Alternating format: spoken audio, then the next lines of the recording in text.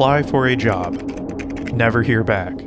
Your resume uniquely filtered, not by a person, but by a prediction algorithm fed by your uniquely private life. Past employment, your social media, your race, your relationships. Then processed to make a decision whether you can afford to live. You search for chest pain symptoms at 2 a.m. The next day, an insurance company emails you about a specific plan tailored to you. You get pulled aside at an airport. No stated reason, you just matched a pattern. They're reading your shadow, the data you've shed, the gestures you've forgotten, and the correlations you didn't know existed. This isn't fiction. This reality is being constructed right now, and there's one group that's making this possible.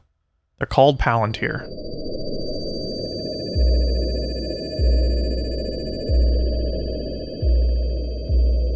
A group that has quietly operated behind the scenes for years. And what they built isn't a system of raw surveillance. It's authorship. The ability to write your life before you live it. And what's being authored is something that will mark the rest of the 21st century. Something that will absolutely impact each and every person watching this video, no matter who you are and where you live.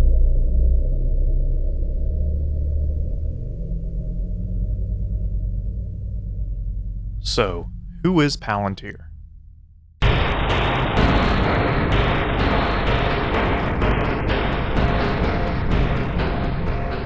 Palantir is a publicly traded corporation that specializes in big data integration on the software level.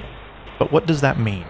In layman terminology, Palantir focuses on the orchestration, organization, and implementation of data. A ton of the information behind the scenes that products and services need, with a focus on automating the decision-making processes with that existing data infrastructure. But how and where do they do this? They do this for corporate clientele such as JP Morgan, Wendy's, to public entities such as Britain's NHS, Norwegian Customs, Danish POL, Intel, Predictive Policing, all the way to ICE and the CIA in the United States. Product lines such as Palantir Gotham allow police departments to predict potential crime with data of citizens in a given community. They can even run probability for whether someone might have a mental health crisis. For militaries such as the IDF, Gotham can expand drone capability to be completely autonomous, controlled, operated and executed by a machine learning algorithm. Palantir Foundry can automate logistics and make predictive outcomes in healthcare and supply chains, such as Britain's NHS. As we speak, Palantir is experiencing an unprecedented rise in market cap, growing by 23 times since 2023. They were founded by Peter Thiel, a billionaire venture capitalist and mega donor of the Republican Party, who broke campaign finance records by donating a whopping $15 million to J.D. Vance's 2022 Senate campaign. Thiel is also famous for pushing for fully private-owned cities, city-states entirely owned by corporations. You would prefer the human race to endure, right? You're hesitating. Yeah, well, Yes? I don't know. I would.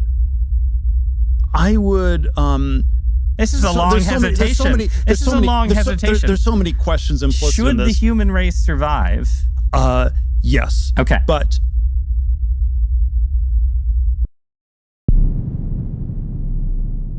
the second major player is the eccentric CEO Alex Karp, an odd technology CEO who has remained in the shadows until recently. To disrupt and make the institutions we partner with the very best in the world, and when it's necessary, to scare enemies and on occasion kill them.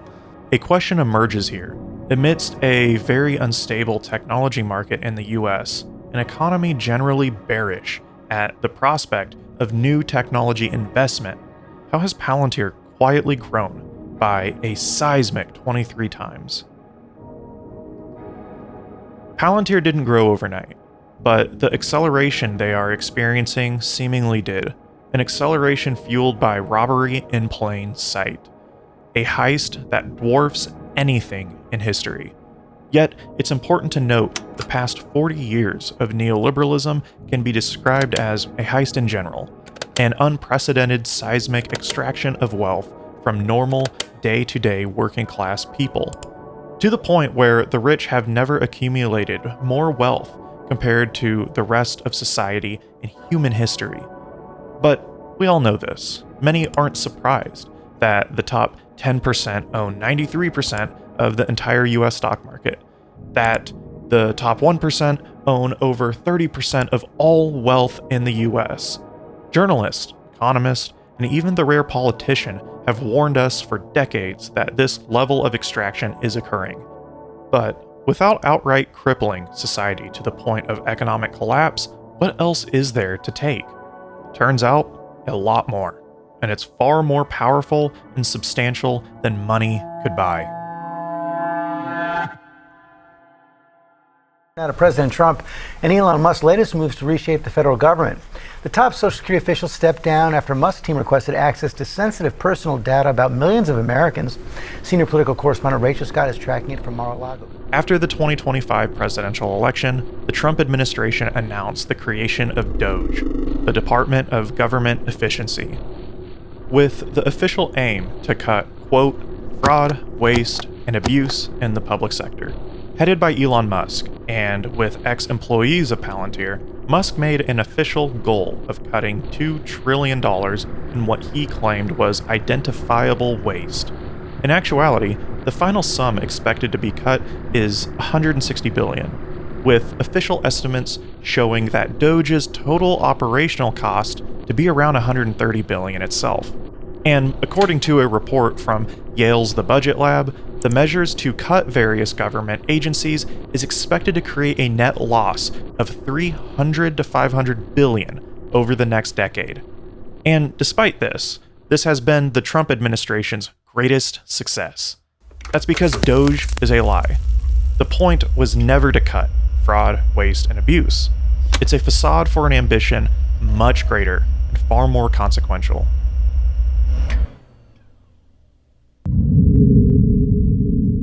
In February of 2025, members of DOGE gained root access to a plethora of government IT systems, such as the National Oceanic and Atmospheric Administration and the U.S. Agency for International Development. But the real crucial one is the Social Security Administration, harboring one of the most sensitive databases in the United States. The birth dates, historical addresses, employment history, financial records of every single American. It doesn't take a genius to understand what is going on here, but what sells the terrifying endgame is the transparent, illegal nature of this. Federal courts have blocked DOGE from entering these databases after it was already done.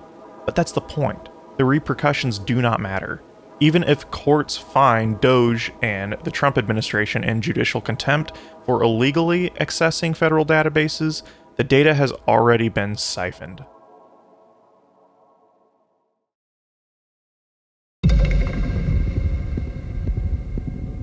In April of 2025, Judge Ellen Hollander denied DOGE access due to concerns around privacy and the Fourth Amendment, along with the Fair Privacy Act, a 1974 law that requires explicit protection of personal data unless there is immediate urgency in law enforcement functions. Which, as the courts reflected, there clearly is zero urgency to combat crime that would necessitate unfettered access to the Social Security Administration's database. Yet, in June of 2025, in an absolutely contradictory and wild ruling, the Supreme Court ruled that the Trump administration had authority to executively access federal databases at will. The only 3 liberal judges dissented. The behavior here is what is particularly dangerous, to execute without legal process, without genuine consultation of the law. Justice Ketanji Brown Jackson voiced concern regarding the Trump administration's legal defense. In essence, the urgency underlying the government's stay application is the mere fact that it cannot be bothered to wait for the litigation process to play out before proceeding as it wishes. A concerning question here remains. Is this naive hubris of the Trump administration a lack of concern due to Trump's evasion of legal repercussions, or is this done with a strategic plan of assurance that the law will not be applied to them after the fact? That the few democratic judicial procedures in the US will be null and void by the time justice could ever be served? We don't know the answer. What we do know is that all our collective, sensitive data is now out in the wild, unbeknownst to us, but not without emerging clues.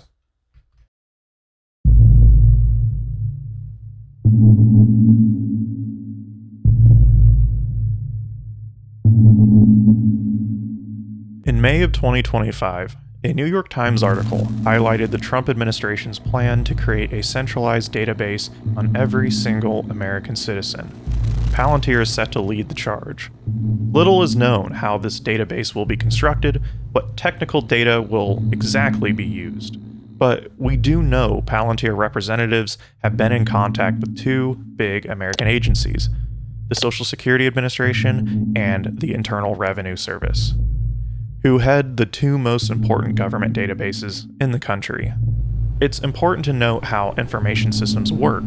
One might argue that our data is already in a specific state database, that the entirety of our information is already available to the state at large. This framing is incorrect. It presupposes that the state is a single entity, able to executively access specific data at will. Information systems are much more fragmented, and that's on purpose. The Social Security Administration will not have access to the same data as the Department of Health and Human Services. It's the centralization that changes everything, and the horror of this conundrum is twofold. The state now has unfettered access, a single executive database to pull from. And now, it's not just the state.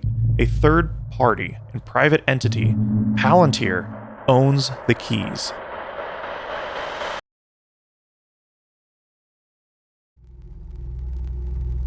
I have given it to some, but it goes to very special people, and I thought I'd give it to Elon as a presentation from our country. Thank you. Thank you, Elon. Thank you. Take care of yourself.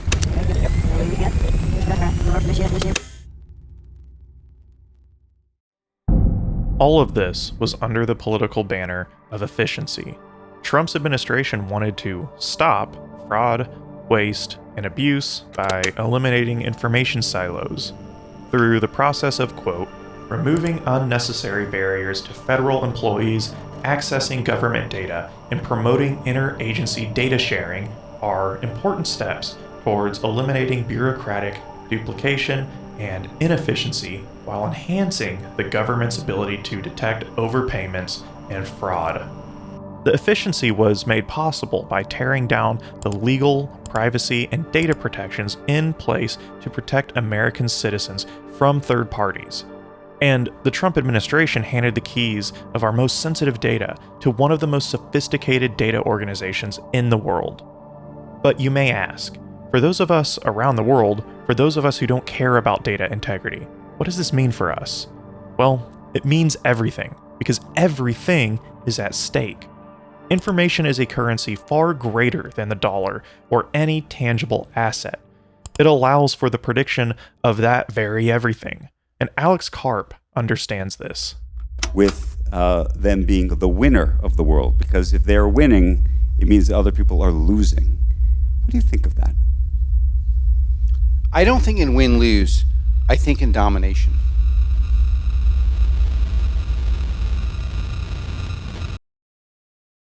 Do you know who Palantir is? I do. Do you think that Palantir has ever scraped data from Facebook? Senator, I'm not aware of that. We've entered what theorist Shoshana Zuboff calls surveillance capitalism, an economic system that doesn't extract value from your labor, but from your behavior itself. Every search, pause, purchase becomes raw material for algorithms that predict and modify what you will do next. And it's a surplus you give out freely. While scrolling social media, visiting web pages, much of your digital life. This might seem overly theoretical and dramatic in nature, but this model of extraction is right here. Bruce Schneier, a cryptographer, computer scientist, and author, coined it perfectly. Surveillance is the business model of the internet. We build systems that spy on people in exchange for services. Corporations call it marketing. When immigration data gets processed, Palantir and the state is not just tracking individuals, they're modeling migration patterns to engineer policy responses. When health records get analyzed, they're not predicting individual outcomes. They're optimizing population health according to invisible, computerized priorities. You aren't just being watched, you're being predicted, and prediction becomes policy before you know the game has started. Another reason why data is so incredibly powerful in the hands of organizations with vast computational power is the sheer speed and velocity it's able to capture behavior, to predict, to fundamentally own.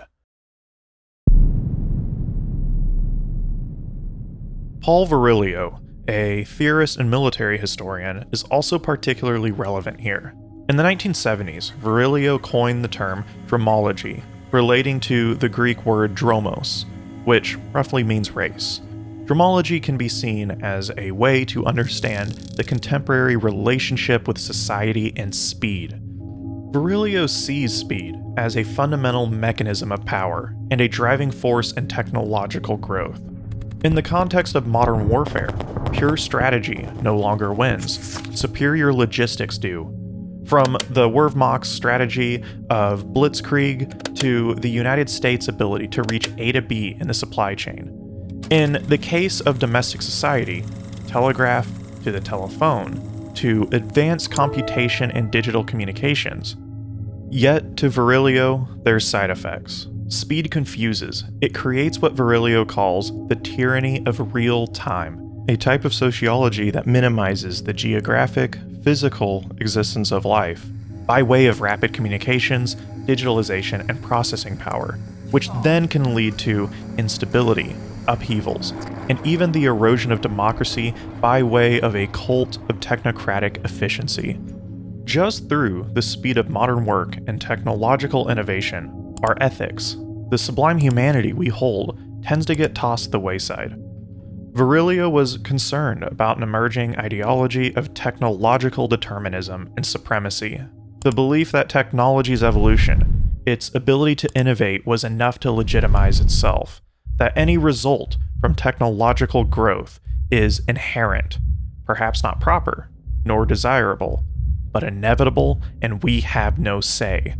Does that sound familiar right now? I think AI will probably, most likely sort of lead to the end of the world, but in the meantime, there will be great companies created with serious machine learning. Palantir embodies this. It may seem that Palantir's extreme centralization of information is reckless. Arrogant executives foaming at the mouth at new quarterly increases and a bump in stock price. But this underscores the very intentional, real power grab that is happening, and the goal is not merely financial in nature. Palantir's ability to harness the power of speed, its velocity of growth, and information capabilities is what makes this a horrifying prospect. The effect of this is the evisceration of democratic procedure, expectations of privacy. This creates an effect similar to what Foucault deemed as panopticism, the effect of surveillance, normalizing of an authority that watches to the extent you regulate yourself. It's not just the mass collection of data of many across the globe, but the quiet acceptance, creeping normalization, the feeling of inevitability, that our entire DNA can be sequenced remotely, our behaviors, mental patterns, synthesized and predicted. Private health insurers and/or state healthcare systems may have access to nearly all of your data and have the power to make predictions on health outcomes. They may deny your care based upon specific behaviors, your whereabouts, and weekend activities. Marketers can target individuals with accuracy we've never seen, based upon biological makeup, your spending habits, With your data becoming centralized in a master database, combined with the rise of self-trained AI and neural networks, political corruption, and administrations that willingly sacrifice public commons in favor of capital, the disturbing possibilities are endless.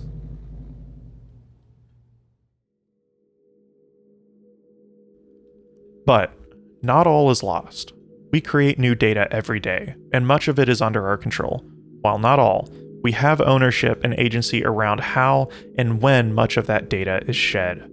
On the front of a state-sponsored centralized database, explicit political pressure is about all we can do. This is a unique dilemma not even security researchers would have predicted. This is relatively new territory. It must be conveyed as a crisis alongside and equal to issues such as climate change, money, and politics, which it absolutely is. There's also a lot we can do individually to combat the peripheral data collected by private, large-scale tech platforms, such as social media, online shopping, and general computer use.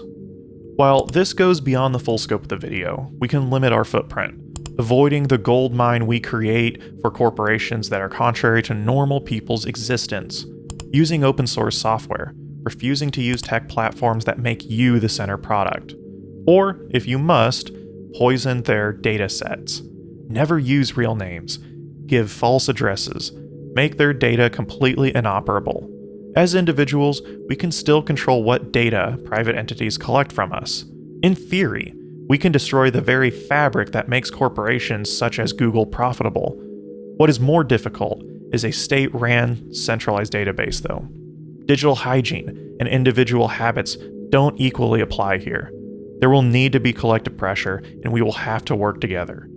But it's up to us, whether or not we will approach these challenges with a cynical nihilism, a laziness that accepts defeat before the race has finished, or we can move forward with the courage and understanding that we still fundamentally control the keys. Thank you all for watching and making it to the end. I have a request. These videos are incredibly time-consuming and expensive to make, and I couldn't do it without the support over on Patreon. If you enjoyed this video, consider pledging just a few dollars a month. While we're here, I want to also give an extra special shout out to Jay Roberts and Cedric Watman. You two have gone above and beyond, and I appreciate it immensely. For everyone else, I hope to see you all in the next.